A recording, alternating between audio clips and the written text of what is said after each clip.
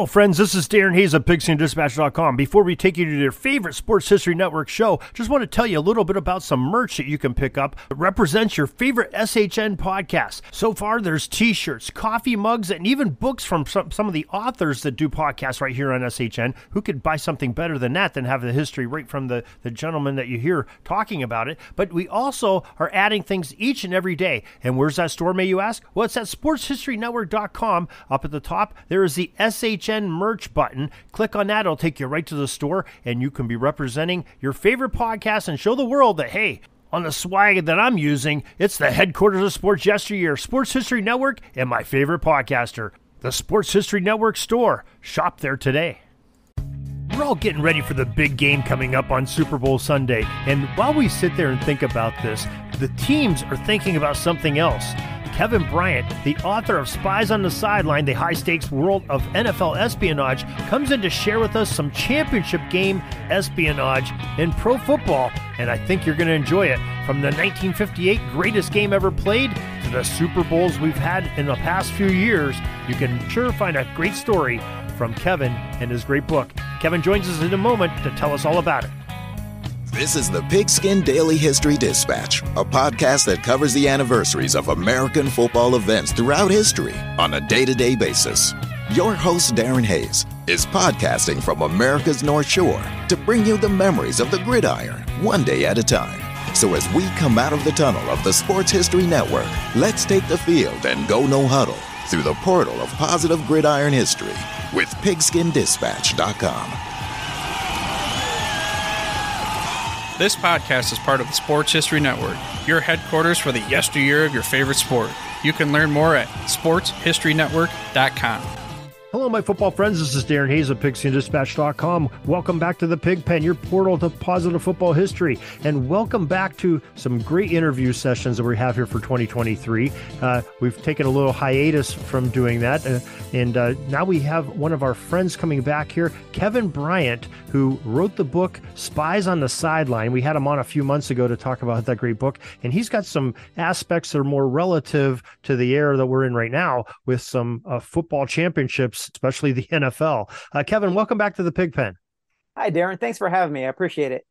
Yeah, Kevin, why don't you give us the full title of your book and where folks can expect to find it? Yeah, so it's Spies on the Sidelines, the high-stakes world of NFL espionage.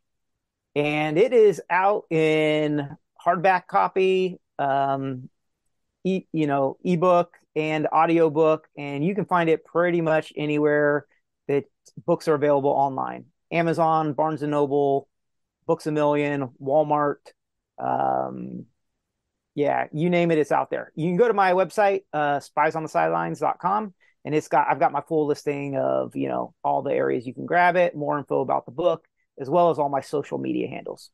Okay. And you're your publisher on that too. We'll give them some call out here too. Right. So it's published through Roman and Littlefield, who's been very, very good to me. I've been very happy with them. So good publishing, mid-level publishing company. And I think everybody out there in the football world is familiar with them. They have a lot of great books coming out, including yours. So we're familiar with them. So how you contacted me and you wanted to talk a little bit about some of these spies and espionage and Super Bowl games, and before the Super Bowl, some NFL championship games. And I'd love to hear about some of these great stories from the book. Yeah, I figured, we're in the playoffs now, and obviously the Super Bowl's in the, not so distant future. And I thought, the one thing I saw doing the research for my book is that, teams are involved in, trying to gather information on their opponents all year round, obviously, trying to get that advantage game to game. But, especially once you get into the playoffs and for the Super Bowl, there's so much incentive to win that big game once you get there. And the other thing is, during the season, teams don't have a lot of extra time. They got a week between games, and pretty much every single minute of a coach's life is scripted. They know what they're going to be doing between those certain hours. Well, during Super Bowl week, or right before the Super Bowl, you've got a 2-week break, which means that coaches have a whole extra week to do something with it. So two things take place. One, teams insert new plays because they want to catch their opponent off guard with something new, right? But likewise, teams hate being caught off guard by their opponents. So what do? They try to figure out what their other team's going to be up to.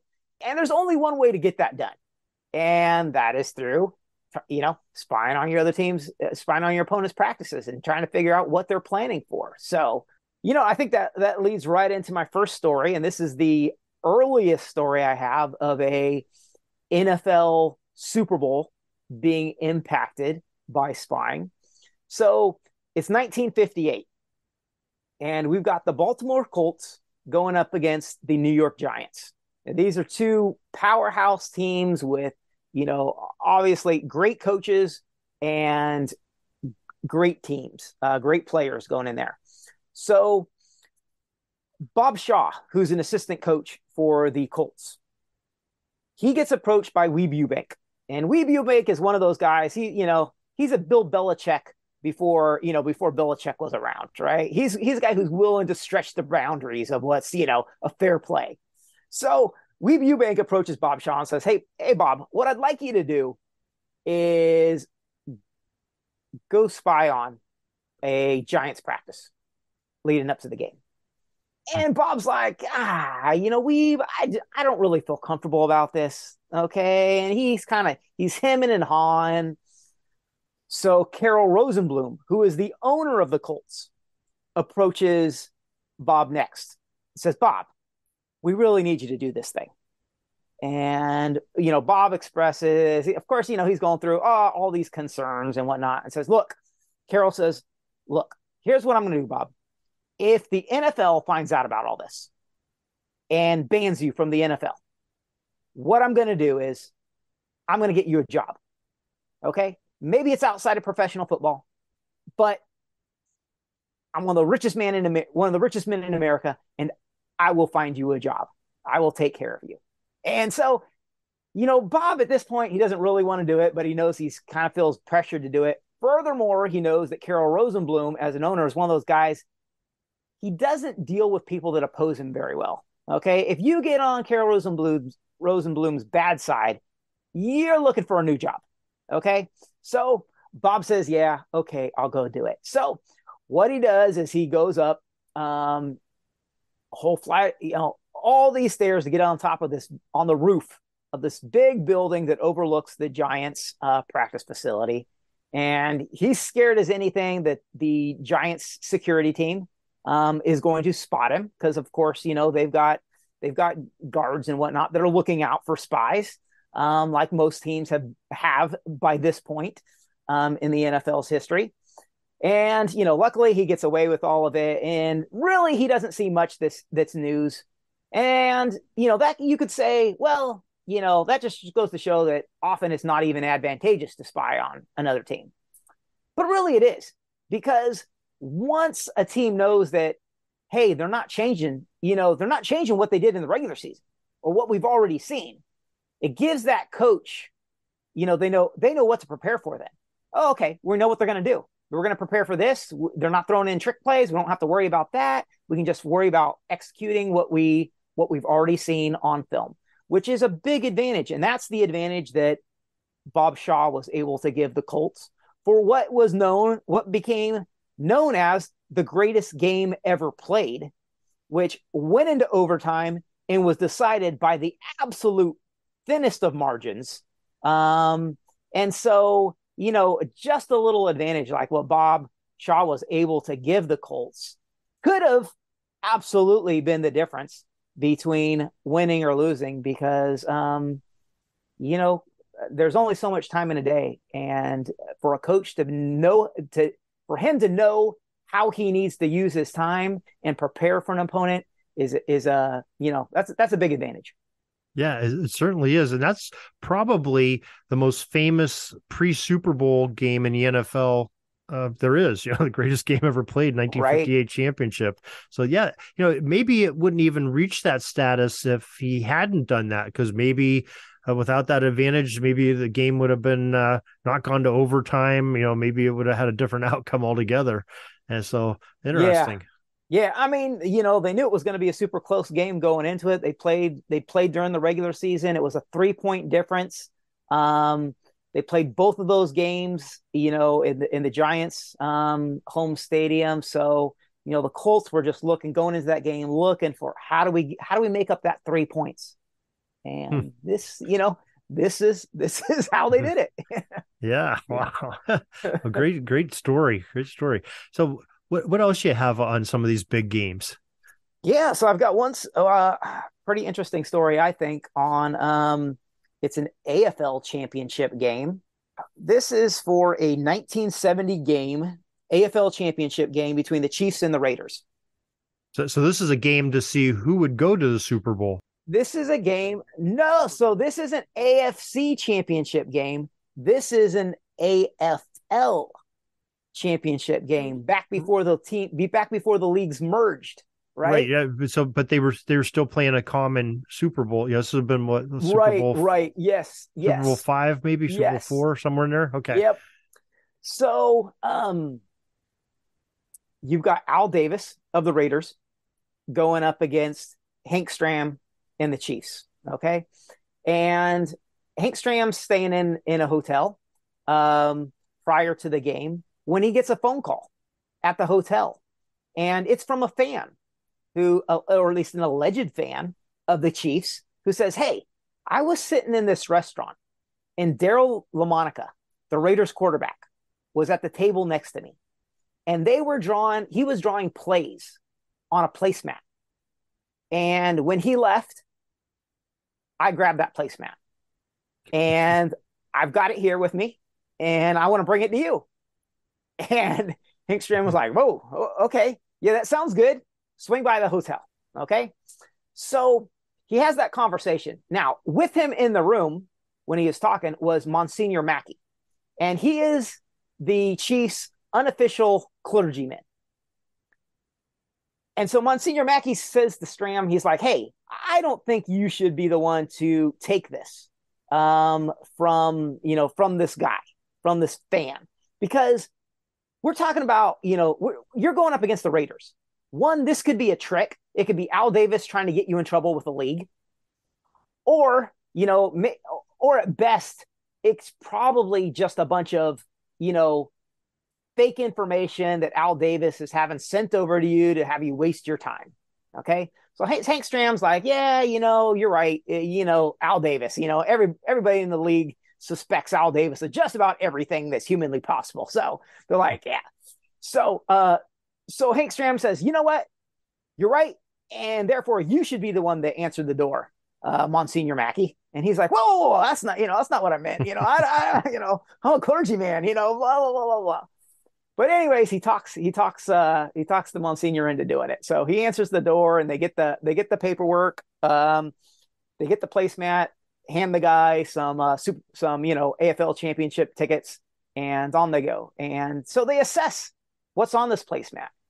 And what it looks like is it's the Raiders' top receiver lining up in a few plays in the slot where he hasn't been used all year long. And so they're like, well, the one they can look, just by looking at these plays, they realize this is a professional that drew these, right? This is someone who knows football. There's no doubt about that. So it's either, it looks legitimate, but you never know. So Hank Stram calls his coaches, assistants together, and has a little powwow and says, "Hey, this is what I got. Defensive coordinator, I need you to be prepared for this." Okay. And lo and behold, in that game, yeah, that's what the Raiders did. At one point in the second half, they moved their top receiver over to the slot.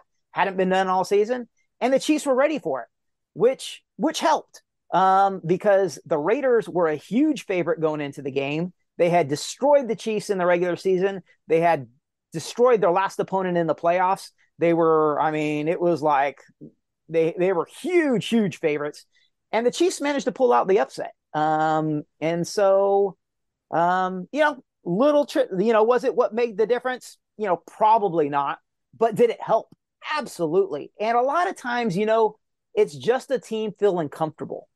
And if an opponent throws you a wrinkle that you're like not expecting, man, it could throw you off your game real quick. And we've all seen how quick a game can change with just one play. One quick strike throw and there's a touchdown and the whole momentum of the game absolutely changes. And so, just by being comfortable with seeing this and knowing what was about to happen, that cornerback just goes, oh yeah, I know what you're doing. I got this. Okay, we're ready for this. I'm good. I'm good. As opposed to, oh, holy cow, what's going on? What's going on? What's going on? And so, yeah, it helps. Yeah, I mean, a couple of things. The coaches are always, that's their strategy at any level of football. You're trying to put your team in an advantageous position, and the element of surprise is, like you said, that's a tremendous advantage when you can do that. Throwing a wrinkle they've never seen before. And right. The second thing, this helps build into that lore on that rivalry between the Chiefs and the Raiders that still exists today when they got to play each other twice a year. So, very interesting. Yeah. That's a great story. I never heard that one before. Yeah. Very good. Thank you. Yeah. So you want the next one here? Yeah. Let's fast forward into the next one. Okay. So I'm going to fast forward a lot of years here. We're going to go all the way to 2002. So oh my God, we're really time warping. Yeah, we're time warping here. So everybody I think is aware, after Spygate went on with the Patriots and all that kind of stuff, there were a lot of allegations that were thrown out about what the Patriots were potentially doing to gather information, right? Beyond just recording opponent signals. One of the things that the Patriots were accused of was potentially spying on opponents' practices, okay? And no one had the proof, okay? So years after Spygate happened, Matt Walsh came forward, who was a former Patriots videographer, and he said, hey, I've got something the NFL needs to see. And everyone's convinced that, hey, this is the smoking gun we've been waiting for. And this is going to be the thing that, puts the nail in the coffin on the Patriots and all their spying activities. So he wants to set up a meeting with Roger Goodell. And after much drama, and a bunch of time that goes by, it finally happens. Okay. Goodell comes out of the meeting and basically says, yeah, there was nothing of interest there. Other than, there's this one little thing where, the Patriots happened to be at a practice before a Super Bowl game, but, the Rams were aware of it and it's nothing. That's it. Case closed. Well, yes and no. So what happened was, okay, the Patriots and the Rams both practiced at the Super Bowl facility the day before the game. Okay. They did their walkthrough, right? Like teams typically do, right? They just want to, coaches want to have the players used to the facility where they're going to be playing at. They want them to have seen it before game day. So the Patriots hold their practice first. The Rams go right after them. All the Patriots staff leaves the stadium, or at least the practice field area, except for a couple videographers. Now, those videographers don't film anything, but they're sitting there in the stands when the Rams hold their walkthrough practice. Now, what the Patriots and Bill Belichick really wanted to know leading up to this game was, how was the Rams star running back Marshall Faulk going to be used for the game? Okay, because he's the X factor, right? He's a superstar. And the Rams threw a couple wrinkles that hadn't been used all season. One, they were going to use Marshall Faulk to return some kickoffs. And two, they were going to throw the ball into the flat to Marshall Faulk and give him some room to run. Furthermore, they had some specific goal line plays that they had designed. And the Patriots videographers saw all of this.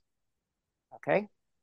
And they go back after the game, and one of them basically gives a debrief to the Patriots defensive coordinator and says, hey, this is what I saw. You want to know how Marshall Faulk is going to be used? I can tell you exactly how he's going to be used and what they're doing. And as a result, the Patriots go out and pull a huge upset over the Rams, beating what was known as the greatest show on turf with, Kurt Warner, who was in his prime at the time. You've got Marshall Faulk. You've got just elite receivers. You've got Hall of Famer after Hall of Famer on that offense, as well as a fantastic defense that the Rams had that year. So it was a major, major upset. And a lot of that just came down to the Patriots knew what was coming and what the Rams were going to throw at them on offense. I mean, they played well, and hats off to the Patriots for that. But they absolutely had spies there watching that practice. Now, should the Rams have kicked them out when they saw them? Because they did. They knew that those videographers were there. Yes, they should have. And that was absolutely on the Rams. Having said that, the Patriots have a long history of leaving people behind to watch practices. This has even gone on with Bill Belichick's son, who's an assistant on the team, who opponents have caught lingering behind during similar situations for games and have kindly asked him to move along because they know exactly what he's doing there. Okay. So it wasn't a one-time thing. It wasn't a coincidence. This is something that the Patriots plan on. This is something they execute as part of their spying strategy going into games. Yeah, didn't they have some incident with former Jets coach Eric Mangini? He was a similar situation where somebody was up in the booth filming a practice or something, I think. Yeah, so that was all a Spygate where, so Spygate, really what we think of as Spygate, the Patriots taping the signals, primarily defensive signals of their opponents, went on all the way from the preseason of 2000 all the way up to week 1 of 2006. Now, having said that, there really was no rule against it until the 2005 season. When the Patriots were caught doing it, teams started complaining, and the league issued a memo. It wasn't even a rule. It was a memo saying, hey, you can't do this. And then the Patriots got caught doing it again, and the league for a second time issued another memo. Okay. And at that point, everybody's pretty fed up with the Patriots. They're also pretty fed up with the league for not really cracking down on the Patriots, because when the league sends out their memo to everyone, well, the entire league know who that's aimed at. It's the Patriots. And they're like, okay, we need you as a league to step in and do something about this. But who really wants to punish all these guys that are winning Super Bowl year after year after year and create this scandal? So when Eric Mangini, who used to work on the Patriots staff, is with the Jets, he knows what Bill Belichick's about to do. He knows how they operate. And he calls up Belichick before the game and he says, hey, you're not doing this against us. Okay. And Belichick, in his hubris, decides to, you know what? We're going to do it anyway. And so they're recording the defensive signals of the Jets during the game. What Belichick doesn't know is that the Jets security staff is prepared for this, and they are spying on that person because they know how the whole thing operates. Eric Mangini does, right? And so they allow him enough time to allow the videographer to be able to, to hang himself, essentially. They allow him to film for a good long while to get enough evidence to turn into the NFL. And then they have this security team detain the person while NFL security is summoned. And then it goes from there. But the Jets really forced the league's hand because they realize the league's not going to do anything unless they are caught red-handed with evidence to be able to turn over. And that's what the Jets did. They set him up beautifully. Great stuff on that. Tremendous. Now, of course, folks, we are listening to Kevin Bryant, author of Spies on the Sideline, a great book on NFL espionage, and some great stories he has from that book. Kevin has told us where you can pick it up, and we'll talk about that again here in a moment. So, Kevin, where has the NFL gone to prevent some of this from happening? Since 2002, and you talked back in 1958, there was some spying. The NFL as an organization, as a league, what are they doing to try to prevent further happenings of this? Yeah, so you've got a wide variety of measures being used. So for instance, when you talk about like taping signals, so the NFL instituted the use of headset communication between at the time of Spygate, it was just between the quarterback and the offensive coordinator. But they said, you know what? Okay, we obviously need communication too between the defensive coordinator and a defensive player so that we can make sure that this type of stuff doesn't happen. Well, it still does, but not as much now that we have that communication. So the league does at times come up with rules. There was a lot of fear over the use of listening devices in locker rooms or even potentially on and around the field. And so the league has rules now about, that type of stuff as well. Not being able to use electronic equipment in the locker rooms or around the fields between, certain hours before, during, after games, all of that nonsense. Having said that, other than communication headset tampering, which the league does have a independent company try to verify and make sure that teams they can't intercept communications and they can't tamper with or block communications of other teams, which I believe still goes on. And I talk about that in the book. But, for the most part, other than those measures, the NFL really leaves it up to teams to protect themselves. So how do teams go about, let's say, prevent spying on a practice before the game? Okay. Teams have a whole variety of measures, but it's tough before the Super Bowl because, that whole week before the game, you're not at your home facility where you have everything set up. You've got your fencing how you want it. You've got your security guards. You know how everything's going to work, right? Everything's just perfect for you. But when you go to an away facility, you may be practicing at a college that doesn't have the security that an NFL team would have. They don't have the big, fencing or screening necessarily. There may be buildings, especially on college campuses. There's all these campus buildings, libraries and dorm rooms that overlook the field. And how do you prevent spies from being up in any of those locations? It's tough. It's difficult. So teams have to get really creative. So, here's an example of how far that can go. For the 1998 Super Bowl between the Broncos and the Packers, Denver's coach Mike Shanahan was really concerned about his practice field in San Diego, that there was this big hill overlooking the field. And Shanahan was just like, man, I don't like this hill at all. Like there's going to be, if I'm the Packers, this is where I'm putting a spy. So what he does is he goes out and he hires 18 Navy SEALs to secure the hill. Okay. Which, just sounds ridiculous. But coaches are so paranoid that even, when a helicopter flew over the field, Pat Bowlen, the late Pat Bowlen, the former Broncos owner, said, and he said, and this is a quote, he said, Mike went crazy. I think he expected one of these guys to shoot a SAM missile at it and knock it out of the air. Because, even Navy SEALs can't protect, from everything. How do you guard against a plane or a helicopter flying over, that's a concern.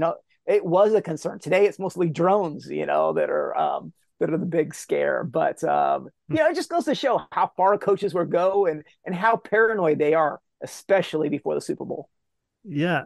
Now, you bring up an interesting point. Now, just for the listeners, we are recording this in between a wild card weekend and a divisional round.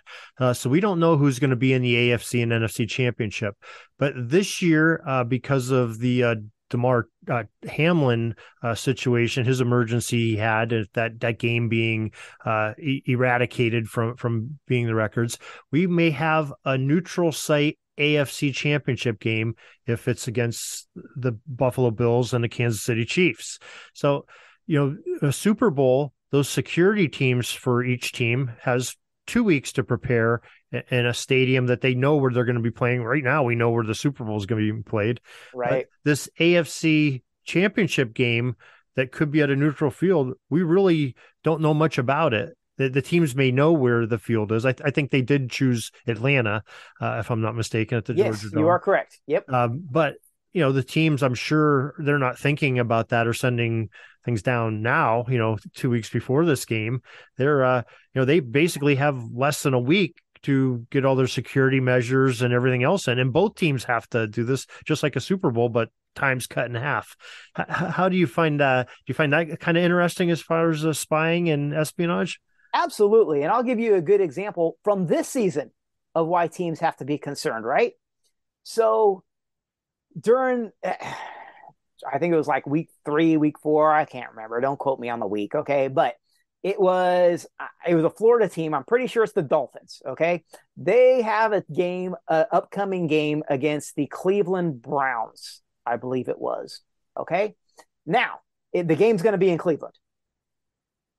So, but Florida gets slammed with a hurricane, and the Dolphins end up moving their practice location up to Cleveland because they're going, hey, we're not going to be able to practice with the hurricane, with everything that's involved with the hurricane going on. So we're just going to go up there early, and we're going to go practice up there early. So they do, and they go to a college, and they train at the college. Well, during the walkthrough practice before the game, there is somebody at this practice facility who records a good chunk of the walkthrough and then puts the video out on social media. Okay. And it's out there, and everybody knows it's out there, and it's in the national news. Okay. And anybody can go and see this thing.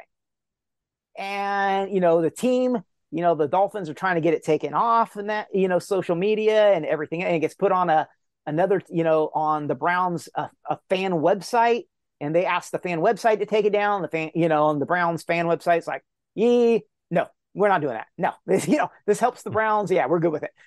So, so it just goes to show, like, it's a concern, when you're practicing at another facility, especially if it's in enemy territory, it's a huge concern. And furthermore, you got to be worried. You got to be worried about the practice field. You got to be worried about the hotels.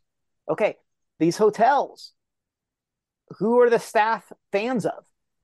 Who are they loyal to? Because if you're playing, especially in enemy territory, okay, it's not that, it sounds far-fetched, but I tell you, having worked for the Department of Defense for 20 plus years of securing information and procuring information, I'll tell you, this is not far-fetched. Okay. Going into, getting a hotel employee to be able to get you paperwork out of a room, whether it's out of trash cans, whether it's out of, suitcases, whether it's out of the safe, it doesn't matter. It can all happen. Okay. It really isn't that difficult to make it happen. Okay. So yeah, all of that is it's a legitimate concern that teams have to be concerned of. And I will tell you, it was a couple of years ago here in Atlanta for college football, where two different bowl games were played in Atlanta and back-to-back weeks. And for back-to-back weeks, SEC teams playing in those bowl games had their computers or paperwork stolen or attempted. One was an attempted theft. The guy was actually seen in the act trying to do it, and the team stopped the guy. But someone came in there and tried to steal, college football material to try to get an advantage. And since it happened both occasions, before bowl games, which makes me believe it's not the opponent trying to do this. This is an SEC opponent. And when you're talking about a computer, I mean, you get playbooks, you get tons and tons of stuff, right? All of this stuff is a concern.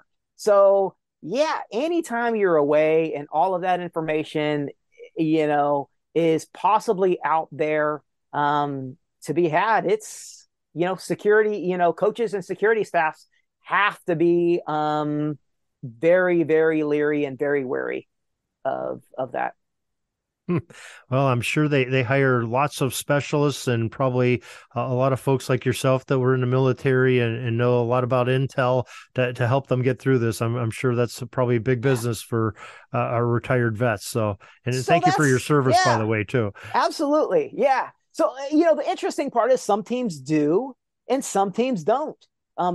Every team has typically a security officer who's a former FBI official, FBI agent. And he handles a lot of the physical security stuff. But, offensively, when it comes to the collection of stuff or just a defensive, a counterintelligence specialist, a lot of times that's missing. The teams that are winning Super Bowls, like a Patriots, they'll have those types of guys on staff. The teams that aren't, you find a lot of times it's missing and that teams don't really know what they're doing. And they're trying to do it with coaches or assistants that do it halfway to the best that they know. But, it's, the intelligence field is obviously, it's a complicated world. You're dealing with a lot of stuff. You can be dealing with high technology, drones, listening devices, all kinds of crazy stuff out there, surveillance operations. So to think you're going to get that done with some intern, yeah. Yeah, probably not going to happen real well. So Kevin, why don't you let's take the opportunity. Let's tell the listeners what the name of your book is, where they can get it, and what the best ways to find out more information is. Yeah, so Spies on the Sidelines, the high stakes world of NFL espionage. You can get it everywhere that you can grab a book online, pretty much. Amazon is your easiest way to grab it. Like I said, you can get it all the different forms that is out there. I will say that if you grab it if you grab the audiobook copy, it's about half the price of the others. So that's a great way to do it. And it's on, Kindle and blah, blah, blah. You can grab it. You can grab that on Amazon, but, like I said, you can hit my website. It'll tell you all the different areas. You can grab it, the book in any different format that you want to grab it. Spiesonthesidelines.com.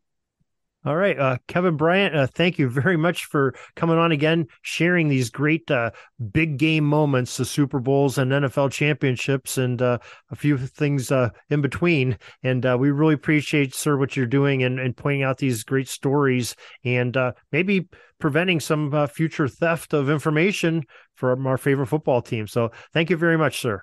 Absolutely. Thanks, Darren. Appreciate you having me on.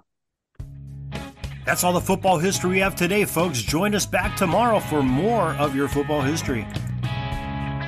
We invite you to check out our website, pigskindispatch.com, not only to see the daily football history, but to experience positive football with our many articles on the good people of the game, as well as our own football comic strip, Cleat Marks Comics. Pigskindispatch.com is also on social media outlets, Facebook, Twitter, Instagram, and don't forget the Pigskin Dispatch YouTube channel to get all of your positive football news and history.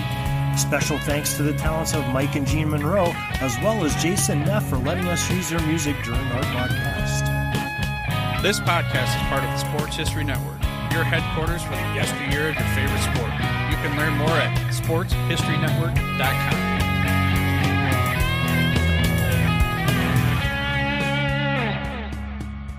Hey there, sports history fan. This is Arnie Chapman, a.k.a. the Football History Dude. And I hope that you enjoyed this recent episode presented by the Sports History Network and were able to learn some good old-fashioned sports history knowledge nuggets. I started the Sports History Network back in 2020 with the mission to help podcasters find a community of like-minded sports history nerds, as well as helping aspiring podcasters to start their own shows. We have a little bit over 30 shows on the network right now covering all sorts of sports history, but as far as I'm concerned, We're just at the toothpick in the ocean moment, that can't even figure it out because there's so much more coming. We wanted to create the ultimate headquarters for sports yesteryear, starting with Podcast Network and our website, but we're going to continue to move into other mediums as well. And here's the cool part, because we want you to be part of our team. So if you're interested in starting your own podcast, or maybe being a guest on one of our shows, or who knows, maybe even writing an article for us over on the website. Seriously, all you gotta do is reach out to us on the contact page over at sportshistorynetwork.com. You can be as technologically savvy as a Neanderthal tapping on a stone trying to figure out this whole hieroglyphics thing back in the day. Again, it doesn't matter, because even if you don't understand the whole podcast space, we have a production team that can pretty much help you out with doing everything. All you gotta do, head over to sportshistorynetwork.com, head to the contact page, fill it out. That message goes right to me, and I'll reach out to you as soon as I can. But for now, dude, I'm through if you're through.